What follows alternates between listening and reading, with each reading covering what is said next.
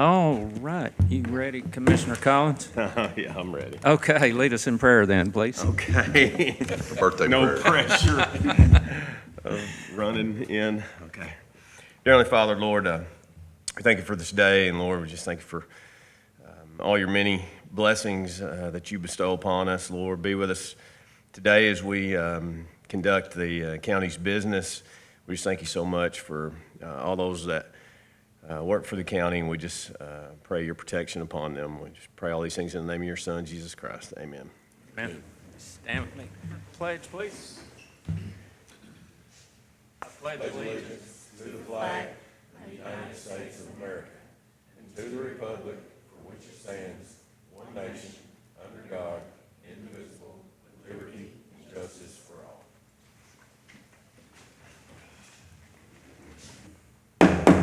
Call this Marshall County Fiscal Court Special Called Meeting, April 9th, 2024, to order. Michael Oliver, He's not here. not here Did he know about the 1 o'clock, I guess? today. Yep. Brittany Moss, Parks Director.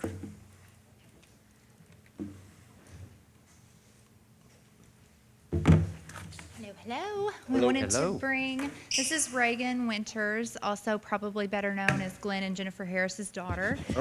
She has been doing her internship with us at the park. She is finishing up her doctoral capstone with Belmont University in occupational therapy. And so we were able to partner with them to bring Reagan in. She's been there 40 hours a week for the last 14 weeks, and she has been primarily working on the Miracle League, which has been an awesome asset to have. She's been doing a lot of research for us, a lot of planning. She has put together a training essentially for our buddy volunteers to go through, also helping with some recruitment to bring people into the league. So it's been an awesome partnership. She's also been a huge help with us on the senior bingo every week. Working with seniors. So there's been a couple of different aspects of park life that have corresponded really well for her working in occupational therapy. So it's been great to have Reagan with us. This is the first time that we have had an intern at the park, and it has been an awesome partnership. So thank you to the court for approving that and allowing us to do that. I'm really hopeful that we're going to be able to do that more in the future, because she has definitely been a huge asset to us over the past few months. We also worked her like crazy, getting ready for the gala, doing a lot of work on that. So she has just kind of been in the middle of everything that we have had going on for the last several months. Reagan, you want to say anything about the experience, or? Yes, it was absolutely great. And so since I went away for school in Nashville and was gone for 2 years, I'm on my 3rd year, I missed home a lot. And whenever I started planning my capstone, I contacted Brittany. I was like, what can I do? What can you have me do? What can I help you with? I want to help my local community, because that's what this project's about. And I want to be home. So I just want to thank Brittany for making that happen, and thank all of y'all, especially Jason Darnold, because I know you had to work back and forth with Belmont. So thank y'all for letting me be a part of the county and work on the stuff that I got to work on, and I just really appreciate it. So I'm happy to be home, and I'm happy to stay home. I was going to say, plans for the future? I graduate May 3rd, so 3 weeks after 8 years. I'm excited. And I'm working on getting a job. I sit for my boards hopefully the end of May. So once I get my boards done and I get licensed, then I am working on getting a job. So I'm hoping to stay in Marshall County, but we'll see. What will your degree be, and what will your license be? I'm getting my doctorate in occupational therapy. So my license will be in OTR/L. So an occupational therapist that's registered and licensed. So. Awesome. Well, thank you for all your hard work, and it's like Brittany said, the Miracle Gala, you were very instrumental in that. I know the seniors are going to miss you. You've worked hard on that. I sent Brittany a message the other day. They were Still help, right? yeah, she can still help. Yeah, they were requesting her Wednesday, so I think you're going to be there again Wednesday. But thank you so much for all of your help, and hope it's been a great experience for you. It has. Thank y'all. Will you get to wear a white coat? So no, we don't do white coats, Okay. sadly. We do, we had like a pinning ceremony rather than a white coat. Just, I don't know, it's their decision. We wanted our white coats, but they told us no. But You can I'll still get to wear buy the one. funky hat and everything, the doctoral hat. So I'm sure y'all will see those pictures. Yeah, I'm sure we will. Mom and Dad will Plaster them put them everywhere. everywhere. Proudly. Yeah, and I hope other people that watch this see, we would love to, with your all's blessing, continue to have interns come into the park. There's a lot of different aspects of what we do that would be a great fit for a lot of different areas. So we really hope to be able to continue this and have more interns come in, and even during the summers to work with some of our summer programming. It's been a great mutually beneficial partnership for the Parks Department to have. Absolutely. Thank you, guys. Thank you. Thank you. March personnel changes. Mr. Pagel? All right, we have quite a few, so bear with me here. March personnel changes, we've got Carl Lovett, wage increase from $13.65 an hour to $15 an hour, effective 3/1. Brian Durrell, termed 3/2. Emily Bryson, part-time dispatcher, effective 3/1 at $18 an hour. Dakota Stevenson, full-time deputy jailer, effective 3/8 at $15 an hour. Andrew Ruby, full-time deputy jailer, effective 3/8 at $15 an hour. Beth Cosner, deputy clerk, wage increase from $19.73 an hour to $20.50 an hour, effective 3/16.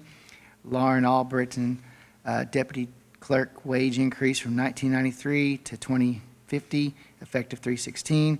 Austin Burns, full-time park maintenance, effective 3/1 at $17.25. Steve Sullivan, full-time park maintenance, effective 3/1 at $17.25. Joe Morris, deputy jailer, resigned 3/18. Sheila Day, full-time deputy jailer, administrative assistant, effective 3/26 at $16 an hour. Joe Beth Wallace, full-time to part-time, administrative assistant jailer, 3/31. Sherry Clapp, interim 911 director, effective 3/19 at $34.62 an hour. Chloe Hinkie, full-time dispatcher, effective 3/19 at $13.87 an hour. Katie Lindsay, dispatcher, term 3/25. Luke Rudd, sheriff deputy, term 3/28. Jessica Treese, interim supervisor, wage increase from $15 to $17.21 an hour, effective 3/25. That's it. Okay. Guess we better wish Commissioner Collins a happy birthday. You look much older than your twin sister, by the way. Yeah. She doesn't watch this, so it's not like you're going to get points. I guarantee you, she's probably never seen me on camera, but thank you anyway. Approval of the March 19th minutes. Need a motion to approve? So moved. Second? Second. Any discussion? All those in favor? Aye. Any opposed? Motion carries. Ordinance 2024-03, budget amendment, second reading. Ordinance 2024-03, an ordinance relating to the annual budget and amendment thereof, whereas the County of Marshall has received additional funds. Now be it ordained by the Fiscal Court of Marshall County that Section 1, the annual budget for fiscal year 2023-2024 is amended to A, increase the following revenue accounts. Excess fee from the clerk, $156,551.62, for a total increase of revenue account of $156,551.62. B, increase the following expenditure accounts.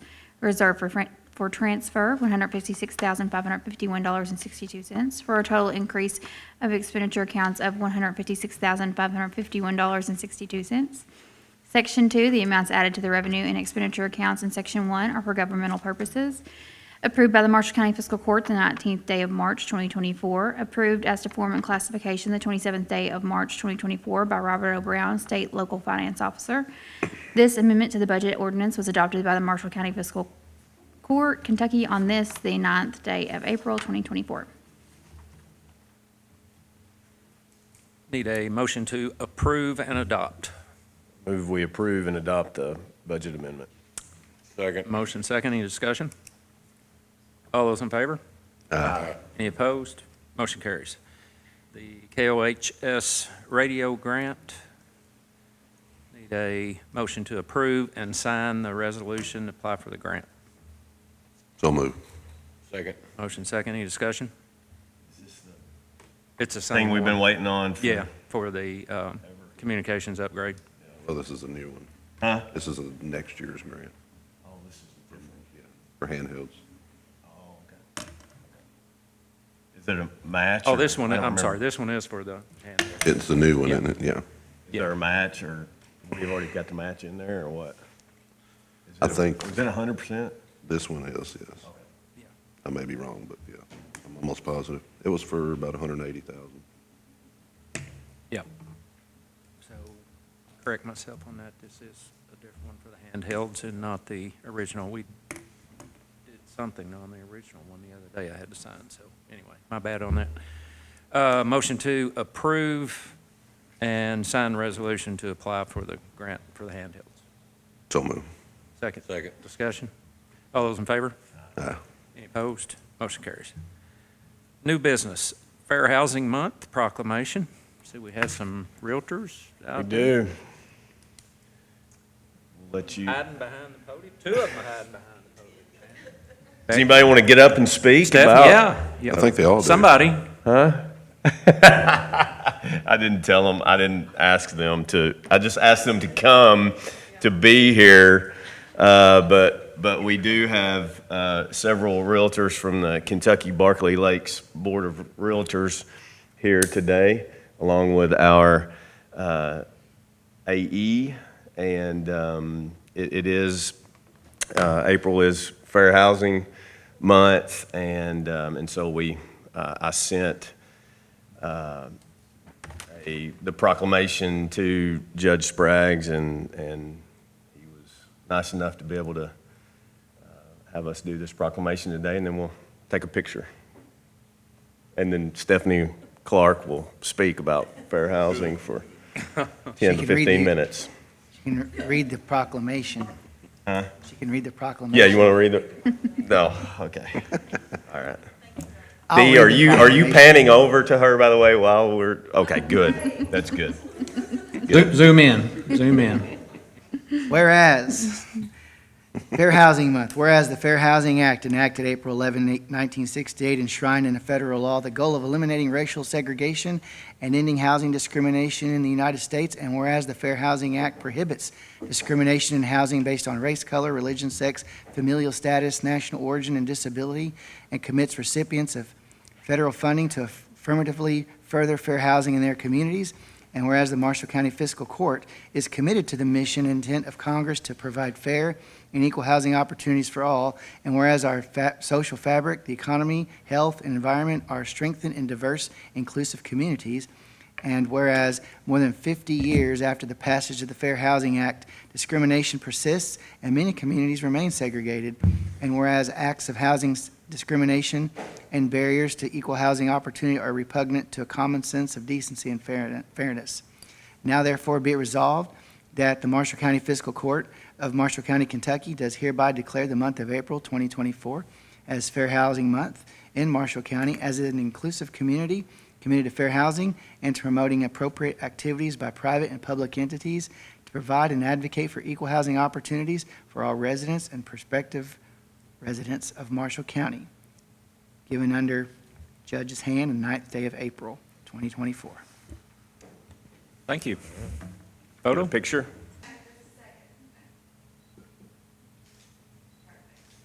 Next item we have is therapy animal proclamation.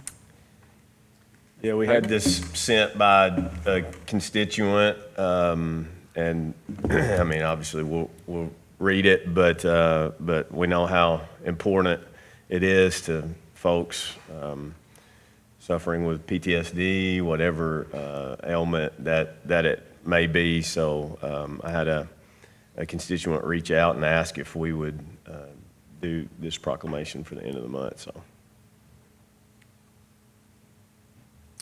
Okay. National Therapy Animal Day. Whereas there are thousands of pet partners, therapy animal teams serving in communities across the United States, whereas Pet Partners has designated April 30th as National Therapy Animal Day, and whereas scientific research shows that interacting with therapy animals can reduce stress, relieve depression, slow heart rate, lower blood pressure, and strengthen the immune system, and whereas therapy animal teams in Marshall County play an essential role in improving human health and well-being through the human-animal bond, And whereas therapy animal teams interact with a variety of people in our community, including veterans, seniors, patients, students, and those approaching end of life. And whereas these exceptional therapy animals who partner with their human companions bring comfort and healing to those in need. And whereas we encourage more pet owners to consider becoming pet partners, volunteers to help our community by creating greater access to meaningful therapy animal visits. Now therefore, Judge Spraggs, Marshall County Judge Executive, does hereby proclaim April 30th, 2024 as National Therapy Animal Day in Marshall County, and encourages citizens to celebrate therapy animals and their human handlers. Furthermore, he publicly salutes the service of therapy animal teams in our community and in communities across the nation. Thank you. Next item, grounds policy for the judicial building. Mr. Pagel, you're up again. Okay, we have CASA, located right over here, is requesting to place pinwheels in the, didn't specify which area of the lawn, and out front, in front of the judicial building for Child Abuse Prevention Month. You might see pinwheels in different places around the community. They're requesting to put some in front of the judicial building. It's April 19th from 12:30 to 1:30 is when they're going to play. Need a motion to approve? So moved. Is there a second? Second. Motion second, any discussion? All those in favor? Aye. Any opposed? Motion carries. Next item, ordinance 2024-04, solar farms, first reading. Okay, so hold on to your seats. What I'm about to read to you probably will make very little to no sense to you. With that in mind, I'm gonna read it, and then I'm gonna come back and try to make heads or tails of it, maybe in more simple language. But I thought before that I started reading, I've asked Commissioner Collins, who has attended I guess it was a seminar on this, is that what you would call it, or a lecture of some sort? Yeah, it was our spring conference, and we just it was the hot topic of the conference, and just other counties who have dealt with this and or had not, and then it happened to them, and then they had to deal with it. So instead of being reactive, this is a way to be proactive before we have a request from a potential solar farm. And again, and along those lines, the solar farms cause, or can cause, what kinds of issues? Yeah, well, and I think it's those setback is the main piece of it, is that it is not so close to the neighbor that it's an eyesore or whatever you want to call it. And again, I will say, I think we mentioned this the last time too, is that they are producing energy, but not necessarily for local purposes. So they're being sold potentially, or in most cases, outside of this area. And so it's not a direct benefit to your municipal utility costs. So. And just before I start reading too, we'll make it clear up front, this does not affect anybody who has solar panels on their roof or garage, or any kind of small solar panel that might be separate from the house, but not a huge solar panel that maybe help out on your housing electricity needs. This in no way impacts that. We're talking about bigger operations. So, with that being said, if you're watching this online, feel free to fast forward. An ordinance establishing licensure requirements for solar energy systems in Marshall County, Kentucky. And this is, I will say this too, CAECO really gave a big thumbs up to the ordinance that Christian County put forth, and they said that we should consider using that as a model. And Jason Batts over in Hickman County took that, which was based on a county with countywide zoning. Jason went through, because Hickman County does not have any zoning like we do, and he kind of made some adjustments there. I'm grateful that he was willing to share his draft with me, and I made some further changes there to address some issues that I saw there. So I'm appreciative of the work that Christian County and Hickman County and some others did before us to make this a lot easier for me. Whereas pursuant to 67083, the Marshall County Fiscal Court is granted the authority to undertake all necessary governmental actions for the welfare of the county, and specifically is endowed pursuant to 67083-3H and 67083-3M for the regulation of commerce, for the protection and convenience of the public, and with the power to protect and conserve the county's natural resources, including but not limited to soil and wildlife, to safeguard the livelihoods and well-being of its residents.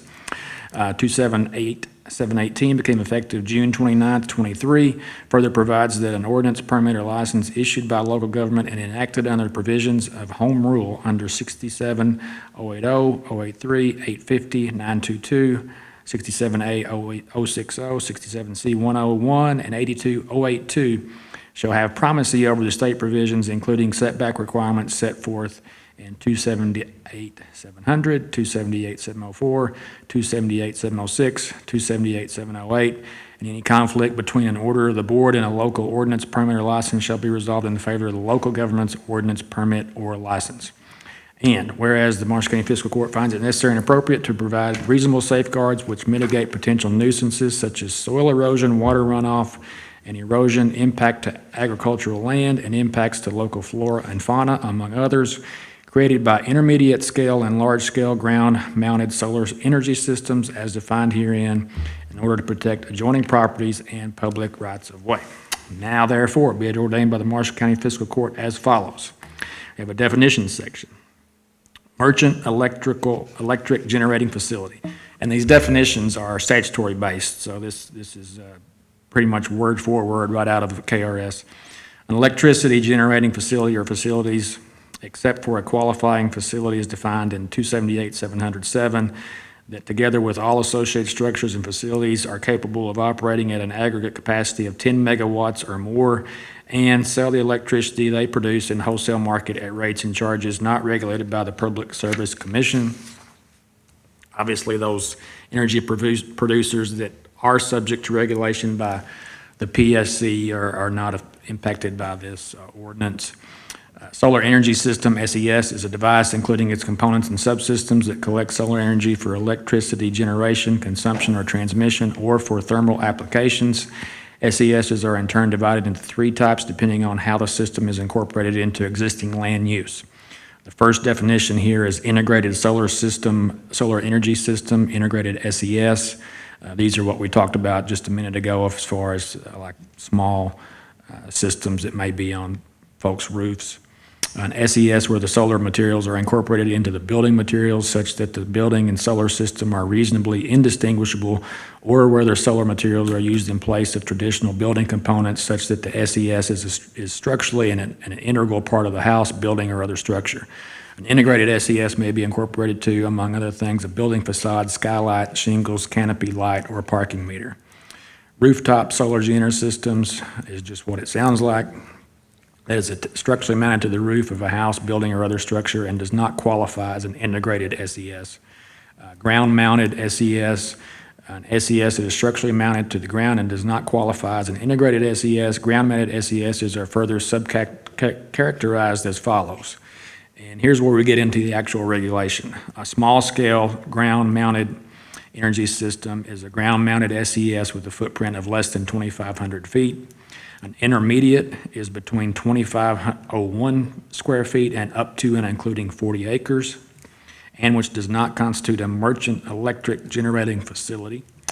A large-scale ground-mounted solar energy system is more than 40 acres. This term also includes any non-exempt SES, irrespective of footprint, size, or configuration, that constitutes a merchant electric generating facility as defined by KRS 78.2 and is otherwise subject to review and approval by the Kentucky State Board of Electric Generation and Transmission Siting. Whew, that's a lot of words. Decommissioning plan for ground-mounted SES, a plan prepared by a licensed engineer that established the party responsible for decommissioning, the anticipated life of the project, the estimated cost for removal of the SES facility, and cost for restoring the land to its original condition, and all other plan information required by this ordinance. That's important because these solar farms have a shelf life, and when the shelf life is done, it's very important that they be taken down and removed. Otherwise, they end up on that show called, what's it called on Discovery Channel? Abandoned, Abandoned lake places? yeah, I don't know. And My wife likes the show anyway. removed, and Right. it has to be back to what it was. Right. Right, the ground. Restored, Restored. removed and restored, yep. Yeah, that's another issue, I'm sorry, that I Yep. failed to mention. Enlargement, to increase the size of an SES footprint or relocate an SES footprint to an area of land not included as part of original license's approval, or any change which would exceed the scope, increased height, or decreased setback or buffer of the original license approval. SES enlargement does not include repair, modification, or retrofitting of a licensed facility, provided that it does not violate the terms of this ordinance. Exempt solar energy system. An SES is a facility of a municipally owned electric system or public utility regulated by the Kentucky PSC or Federal Energy Regulatory Commission. Obviously, we couldn't touch those anyway. Participating property. A property on which a SES is regulated by the terms of this ordinance is to be constructed in whole or part. This includes any property for which the owners has provided their signatures on a written recorded agreement explicitly consenting to be a party to the licensure application for the construction of an SES. Such signatures shall constitute prima facie evidence of the owner's consent and or agreement to any terms set forth in the licensure application, including the waiver of any setback requirements for non-participating properties as subsequently defined herein. Physical construction, the excavation or movement of earth, erection, or forms of structures undertaken in the construction of an SES facility. Responsible entity, the owner of the solar energy system and related improvements, irrespective of land ownership by fee simple title, lease agreement, or other instrument. The responsible entity is the applicant under the terms of this ordinance. SES footprint, an area calculated by a drawing perimeter around the outermost SES panels and any equipment necessary for the equipment to function, such as transformers and inverters. The footprint does not include perimeter fencing or visual buffers, nor transmission lines or portions thereof that are required to connect the SES to a utility or customer outside the SES perimeter. Jason, excuse me, if you'd save your spot, we have to recess for the public hearing. Sure. Need a motion to recess for public hearing? So moved. Second? Second. All those in favor? Any opposed? Motion carries. Okay. To open the public hearing, April 9th, 2024, for Herman Cox Lane. Our road reviewers report: after viewing Herman Cox Lane, the road reviewers see no inconvenience to the public or county for discontinuance of said road. Is there anyone present to speak in favor of the court taking Herman Cox Lane out of the county road system? Is there anyone present to speak in favor of the court taking Herman Cox Lane out of the county road maintenance system? Is there anyone present to speak in favor of the court taking Herman Cox Lane out of the county road maintenance system? Is there anyone present to speak in opposition of the court taking Herman Cox Lane out of the county maintenance system? Is there anyone present to speak in opposition of the court taking Herman Cox Lane out of the county road maintenance system? Is there anyone present to speak in opposition of the court taking Herman Cox Lane out of the county road maintenance system? Hearing none, we'll close the hearing. Call the Marshall County Fiscal Court Special Called Meeting, April 9th, 2024, back to order. And the next item, we have a change order. Oh, I'm sorry.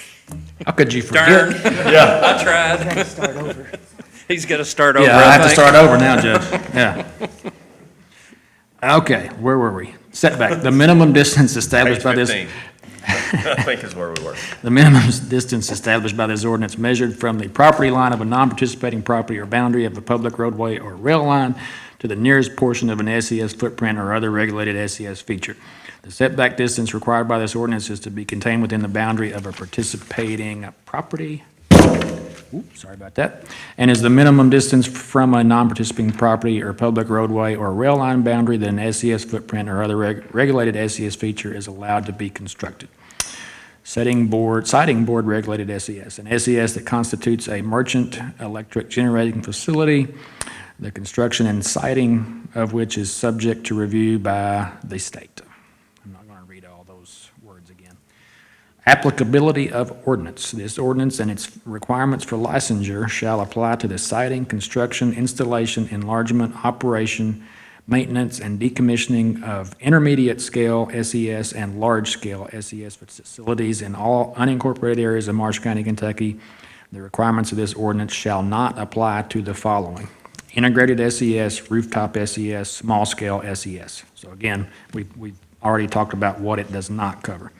Intermediate-scale SES and large-scale SES where physical construction began prior to the effective date of this ordinance, provided physical construction is completed within 1 year of the effective date of this ordinance, and intermediate-scale SES or large-scale SES footprint is not thereafter enlarged. So there's a bit of a grandfathering there, but I don't think we have anybody or any areas that have already started construction on this, so. Okay, license required and renewal license. I'm going to start summarizing a little bit here to speed things up. Prior to the commencement of physical construction or enlargement of an intermediate-scale SES or large-scale SES, the responsible entity must obtain a license, a Marshall County Solar Energy System license. A renewal license shall be required concomitant with the updating of the decommissioning plan as stipulated below. All applications and supporting documents for licensure shall be submitted by the applicant to the Marshall County Fiscal Court at the Judge Executive's office for a determination of conformance with the requirements of this ordinance. The request shall include the following: name of the applicant, owners of participating property, the street address, map parcel number of the property, the current mailing address and phone number of the applicant, copy of deeds and lease agreements for participating property, listing of the names, mailing addresses, and property addresses of all adjoining non-participating property owners, a written description of the proposed facility that includes a statement of conformance with the requirements of this ordinance, a signed statement of the applicant and all participating property owners attesting to the truthfulness and exactness of the information supplied in the application. Along with this, there must be 6 copies of a site plan drawn to scale of no greater than 1 inch to 100 feet, which illustrates a vicinity map denoting the location of the facility, property lines, setback, basically, your blueprint. Required setbacks with plan notes detailing the minimum distance to be provided, adjoining roads and points of proposed access to the facility, location of all buildings, panels, inverters, transformers, etc., the proposed location of perimeter fencing with plan notes detailing the type, height, and setback, and the proposed location of vegetative buffer with plan notes detailing plant type, planting height, and anticipated mature height and capacity, and any additional site plans or depictions or accompanying descriptions required to determine compliance with this ordinance, and a decommissioning plan and surety instrument. State approval. There is a state approval portion of this ordinance, and state KRS requires that. The Marshall County Fiscal Court is hereby authorized to impose a fee of $250 for the review and processing of the applications. The fee is to be payable immediately upon submission of an application. Within 60 days of the receipt of the complete licensure application, the Marshall County Fiscal Court shall review and recommend the application be approved with conditions or required modifications, or denied with cause stated. Such recommendation shall be recorded in the minutes of the Marshall County Fiscal Court. Notification of the Marshall County Fiscal Court's recommendation shall be provided to the applicant by the Marshall County Judge Executive. Within 30 days of receiving a recommendation from the Marshall County Court regarding a licensure application, the Marshall County Judge Executive's office shall issue the requested license with or without conditions or modifications as deemed appropriate, deny the license request, providing the cause for denial in writing, or remand the matter back to the fiscal court for additional review and findings. In such cases, the Marshall County Judge Executive shall specify the reasons necessitating further review with particularity. If the matter is remanded, the Marshall County Fiscal Court has 45 days upon the remand. The report should address the specified reasons for remand and provide additional findings as requested. If it is issued, it shall remain in effect unchanged, provided the applicant maintains compliance with the terms of this ordinance and any other applicable law. Upon issuance of a solar energy system license by the Marshall County Judge Executive's office, it shall be recorded with the Marshall County Court Clerk's office to provide notice to all interested or potentially interested parties of the existence of said license. If denied, the Marshall County Judge Executive will provide the decision in writing, which shall be sent certified mail with return receipt requested to the applicant and all participating properties, and any non-participating properties included within the application. This also shall be published under 424 of KRS. A aggrieved party may appeal within 30 days to a court of competent jurisdiction upon denial. Specified requirements. Setbacks, the SES footprint shall be set back no less than 2,000 feet from any non-participating property line in any right-of-way for a publicly maintained roadway or rail line. Perimeter access and screening. Access to the site must be controlled by a fence of at least 8 feet in height with a vegetative landscape buffer provided between the fencing and the property line. Fence shall be equipped with screening to help shield the facilities and equipment from view. Screening shall consist of 8-foot tall fence and double row of staggered evergreen trees, minimum 5 feet in height, at planting and maturing to a minimum of 15 height at maturity.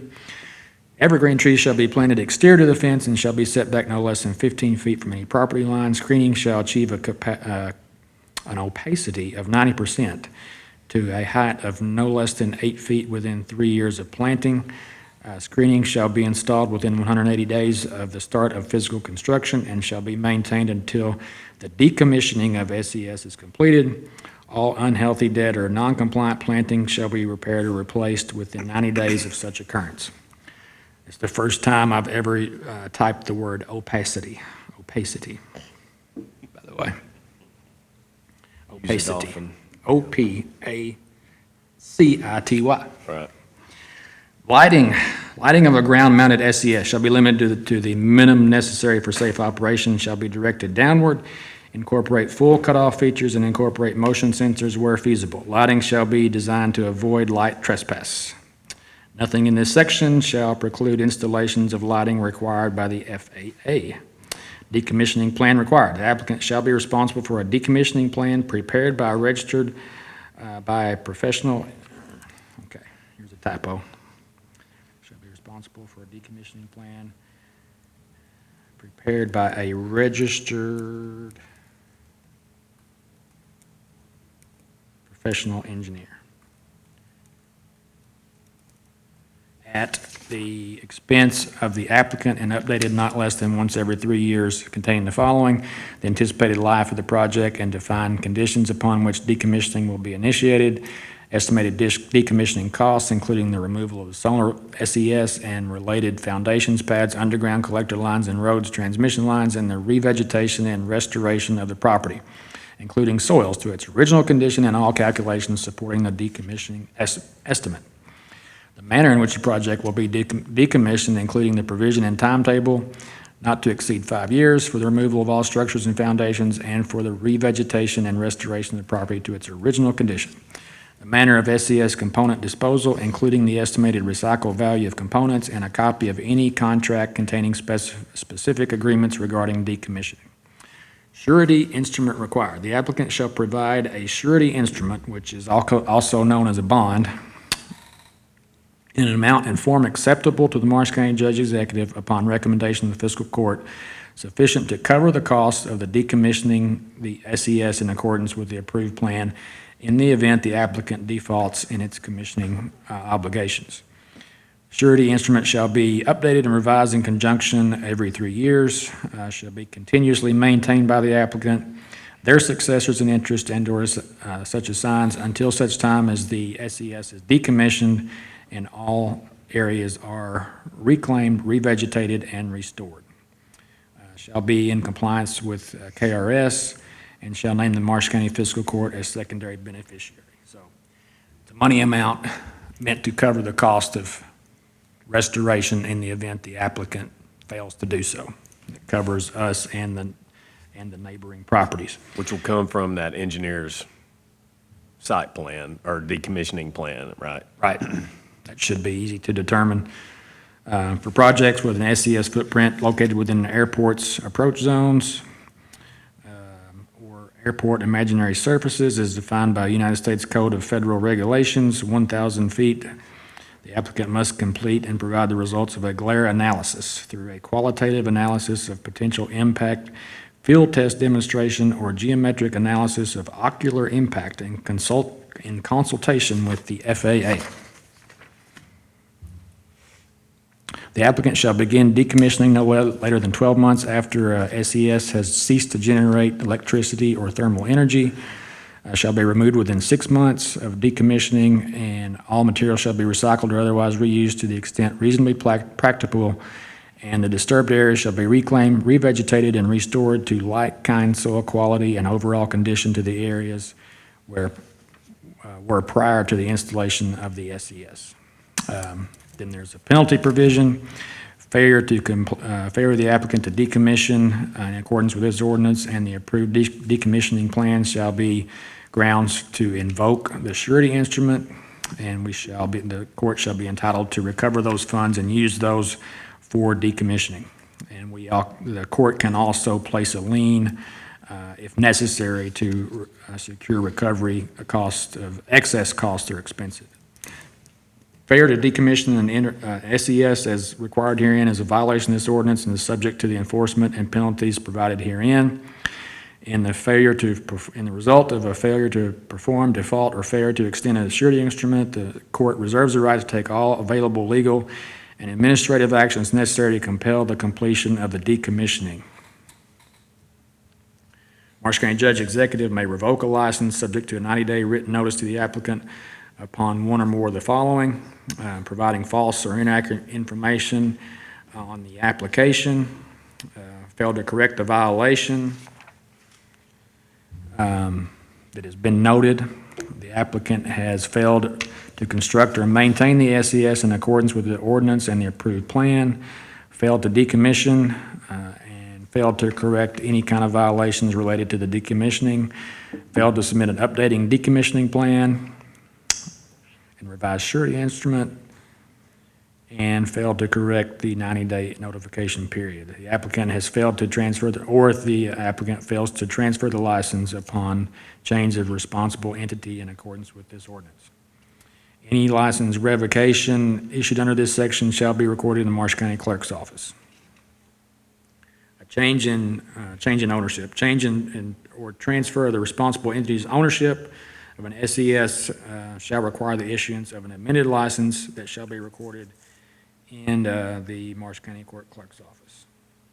No later than 30 days following the sale or transfer, the responsible entity that has or assumed ownership shall provide written notification to the Marsh County Judge Executive and shall submit the following information. Basically the same as what an original application would require. Response to notice and exhibits. Within 60 days of the receipt of the notification, the Marsh County Fiscal Court shall approve the issuance of the amended license or deny the issuance of the amended license with cause stated. Miscellaneous, all other state or federal laws obviously still apply and remain in effect. If a provision of this act or its application to any person or circumstance is held invalid, the invalidity does not affect other provisions or applications of the act that can be given effect without the invalid provision or application, and to this end, the provisions of this act are severable. Misdemeanor per day for violations. Any person found in violation of this ordinance shall be guilty of a misdemeanor and shall be fined not less than $100 and not more than $500 per violation. Each day of violation shall constitute a separate offense. Voila. There you go. Thank you. I mean, there's a lot, there's a lot there, obviously, but it's a complex issue, and I think, it's one of those things where we all believe in private property rights, but it's private property rights of others next to you too, because these could affect, like you mentioned, soil erosion, whatever it may be, next to your neighbor. And I will say this too, unless I have miscalculated, one of the large scale, if it's over 2,500 and you have a 2,000 setback, because it's 2,000 on both sides, back and front. Everywhere. So you just think about that. At a minimum, it's 4,000 by 4,000, which is pushing 400 acres. And that's without knowing even what the 25, it could be, if it's a 25,000 square foot, it could be even larger than that. So there aren't going to be a large amount of these potentials necessarily in Marshall County, but there's several. And I think what we're doing here is just trying to protect everyone and those owners too. Yeah, Because the ordinance provides a ton of protection for property owners in Marshall County. And the state, for all the criticism we sometimes give the state, they have given local counties and cities a lot of leeway here in how we regulate that, even in counties and cities that may not have zoning. I mean, they've given us a lot of authority, and even to go above and beyond what the state might require. And Yeah. if our regulations are more stringent than the state, ours control. You don't see that very often. Yeah. So they have done that. And two, I'll say that I've done some research on these just out of curiosity and in looking at this ordinance.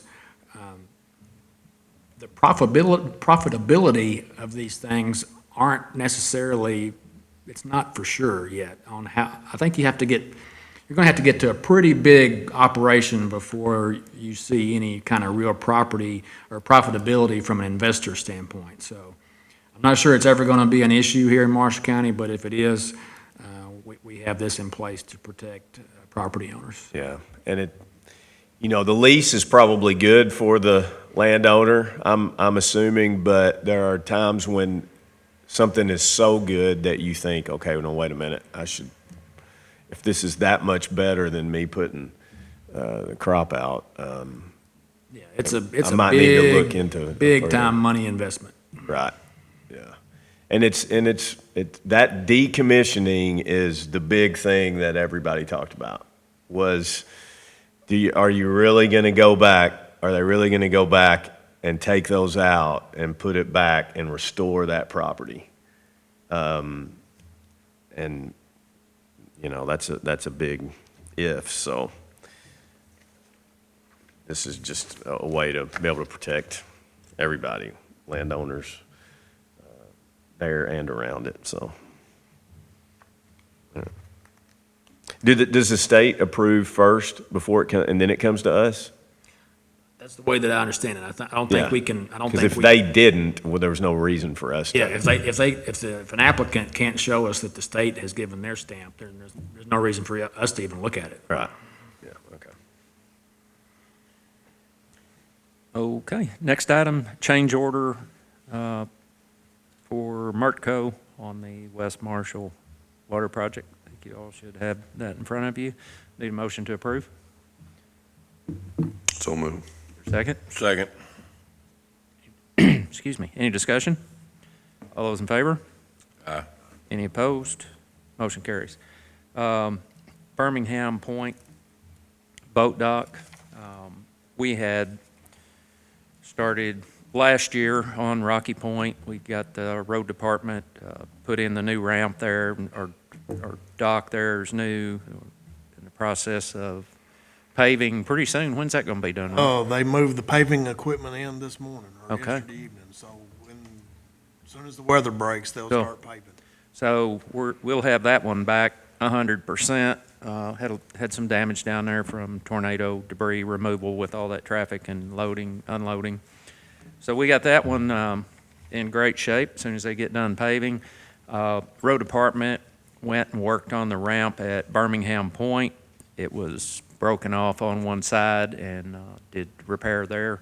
We're very fortunate to have crews that can do that work. It saves us thousands of dollars for sure.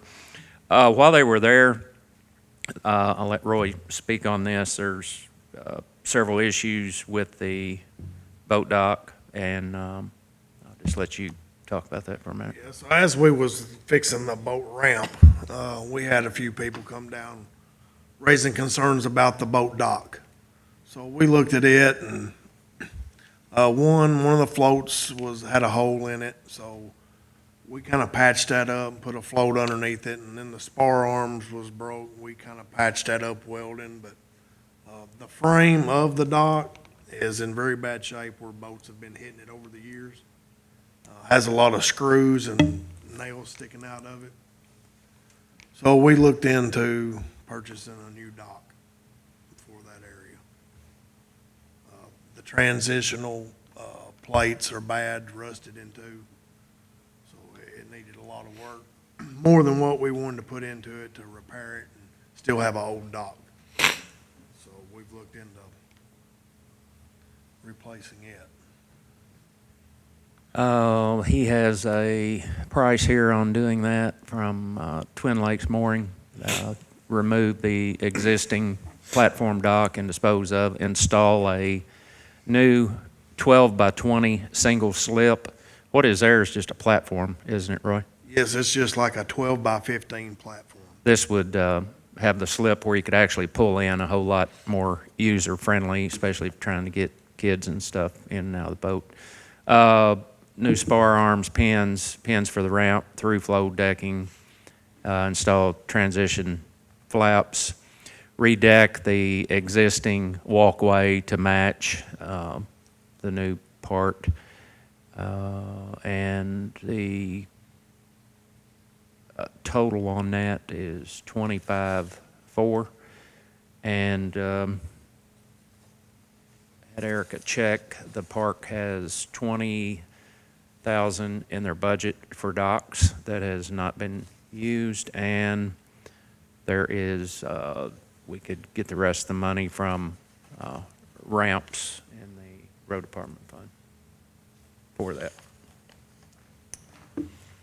Is that, I mean, obviously that's pending TVA approval. Yeah, we would absolutely, before we spend a dime on anything, we want to make sure that TVA's looked at what got planned and is okay with it. Yeah. We don't know that though, do we? Well, he would 'Cause obviously have to we're get the gonna have to- permit. Yeah. Yeah, I mean, if the court's inclined to vote on that today, it could always be subject to TVA approval. If it's under maintenance, that wouldn't be under maintenance with TVA? I don't think it would. If you're since replacing? it's changing the size of it and stuff. Yeah. Yeah, I think you're probably going to be Is it- altering the footprint a little bit, so I would err on the side of caution and absolutely get there. And I think he, And so add another $500 for the fee to yeah. apply. true. So round it up to 26. And I think he was 3 months out or something, so Yeah. we can get a permit by then. I mean, we'll make sure we got a permit. Is it extending it out any? Well, it's making it larger, yes. Yeah. Yeah, so, It's not extending the walkway out, but it's gone from a floating pad to one you can actually pull the boat in. But You there's got- nothing, there's really nothing Right, else makes around it, though, is No. there? Yeah. So, I mean, it shouldn't be an issue, but shouldn't, and, anyway. All right. Okay. Do we have a motion to put the new dock in, subject to having a permit in hand? Is So moved. there a second? Second. Any discussion? All those in favor? Aye. Any opposed? Motion carries. Very excited. We're getting our day-use parks up to the standards they should be from safety and just usability. It's something that needed to be done. I'm excited we're getting there, so thank you all. Training incentive for myself. Need a motion to approve. So moved. Second? Yep. Any discussion? All those in favor? Aye. Any opposed? Motion carries. Treasurer's report. The February treasurer's report is on the drive. This is one that's just for you guys. The next one, I'll have the March ready for the next meeting, and it is a quarterly report that goes to the state. So you all get that at the next meeting in April. Need a motion to approve? So moved. Is there a second? Second. All those in favor? Aye. Any opposed? Motion carries. Transfers, Erica? On the appropriation transfers, we have several interdepartmental transfers that were requested by department heads. I also need to add to the bottom here, since we just did approve that budget amendment, we amended that money in so that it could be used to begin Cambridge Shores paving. And so we need to transfer from the line that the amendment just went into, which is reserved for transfer, to the Cambridge Shores paving line, so that will be added to the bottom. There's also a transient tax transfer of $12,721.26. Need a motion to approve the appropriation transfer. So moved. Second? Second. All those in favor? Aye. Any opposed? Motion carries. For the bank transfers, I have a transfer from the jail fund to the general fund for a deposit correction, from the ARPA fund to the general fund for the sheriff department. It's for U.S. Marshal Service reimbursement. All of our federal reimbursements now come through the ARPA fund, even if they're not ARPA. And then from occupational tax to the general fund for the sheriff, $150,000, that's our budgeted subsidy. And then we also need to add, for the one we just talked about, a transfer from the general fund to the road fund for that $156,551.62. That was the excess fees that we amended in for Cambridge Shores paving. We approved the bank transfers. Second. Motion second, any discussion? All those in favor? Aye. Any opposed? Motion carries. Need a motion to approve payment of the bills. Pay the bills. Second. Any discussion? All those in favor? Aye. Any opposed? Motion carries. Need a motion to go into executive session to discuss litigation and personnel per KRS 61-810, 1C and F. Move we approve. Second? Second. All those in favor? Aye. Opposed? Motion carries. Okay, we'll call the meeting back to order. One thing I just want to add, we're moving the location of the National Day of Prayer and moving the time. That will be held at Mike Miller Park, May the 2nd, on a Thursday at 6 p.m. So everyone try to make that. Call the meeting back to order. Just need a motion to adjourn. So moved. Second? Second. All those in favor? Aye. Any opposed? Motion carries.